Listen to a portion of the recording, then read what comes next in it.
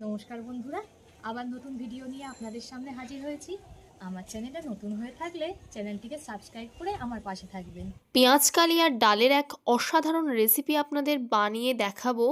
এটা যে এতটা অসাধারণ এবং ইউনিক হতে চলেছে, এই ভিডিওটা না দেখলে তো বুঝতেই পারবেন না।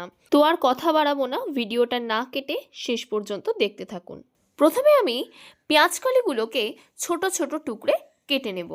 পেঁয়াজ কালিগুলো আমার ছোট ছোট টুকরে কাটা হয়ে গেছে। পেঁয়াজ কালিগুলো একটা পাত্রের মধ্যে ঢেলে খুব ভালো করে ধুয়ে নিতে হবে। এখানে আমি 200 গ্রাম মুসুর ডাল নিয়ে নিয়েছি।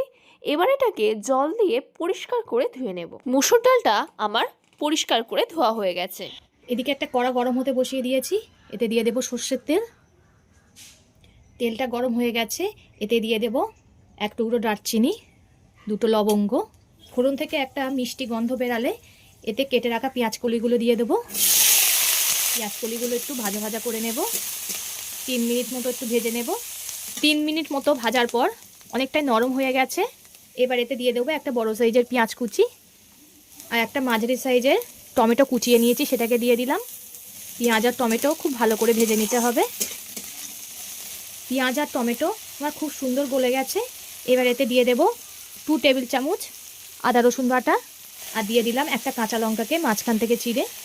ঝালটা আপনারা স্বাদ মতো ব্যবহার করবেন। যতক্ষণ না আদা রসুনের কাঁচা গন্ধটা যায় ততক্ষণ একটু কষিয়ে নেব। এবার এতে দিয়ে দেবো স্বাদ মতো লবণ, পরিমাণ মতো হলুদ গুঁড়ো। যে মুসুর ডালটা ধুয়ে রেখেছিলাম সেটাকে দিয়ে দিলাম। এতে 200 গ্রাম মুসুর ডাল আছে। ডালটা সব কিছুর সঙ্গে 2 মিনিট মতো কষিয়ে নিতে হবে। আপনারা পেঁয়াজ কলি বা ডালের অনেক রেসিপি খেয়েছেন, এটা একবার ট্রাই করে দেখবেন। আশা করি সকলেরই খুব ভালো লাগবে। রুটি বা ভাতের সঙ্গে খুবই তো ভালো লাগে এই রেসিপি। আমার চ্যানেলে নতুন হয়ে থাকলে চ্যানেলটিকে সাবস্ক্রাইব করে রাখবেন নতুন নতুন ভিডিও পাওয়ার জন্য। আমার 2 মিনিট মতো কষানো হয়ে গেছে। এবার এতে জল দিয়ে দেব ডাল সিদ্ধ হওয়ার মতো। এখন আমি অল্প করে জল দিলাম, পরে আরও জল ব্যবহার করব। এবার ডালটাকে একটু সিদ্ধ হতে দেব। এবার হাতার সাহায্যে একটা এরমভাবে নেড়ে দেব। একটু দানা দানা রাখবো, তবে একটু খেতে ভালো লাগবে বেশি। ডালটা হাতার সাহায্যে একটু নেড়ে দেওয়ার পরে দেখুন এখনও কেমন দানা দানা আছে, ঠিক এমনই দানা দানা রেখে দিতে হবে। এবার এতে একটু জল দিয়ে দেব পরিমাণ মতো। আমার মতে একটুখানি ঘন হলেই খেতে ভালো লাগবে, তাই আমি অল্প করেই জল দিলাম। এবার ঝোলটাকে একটু ফুটিয়ে নেব। ডালটা খুব ভালো রকমই ফুটে গেছে। এতে দিয়ে দেবো অল্প করে জিরে গুঁড়ো। এবার দিয়ে দেবো ধনিয়া পাতা। এই সময় আপনারা চাইলে একটু মিষ্টি ব্যবহার করতে পারেন।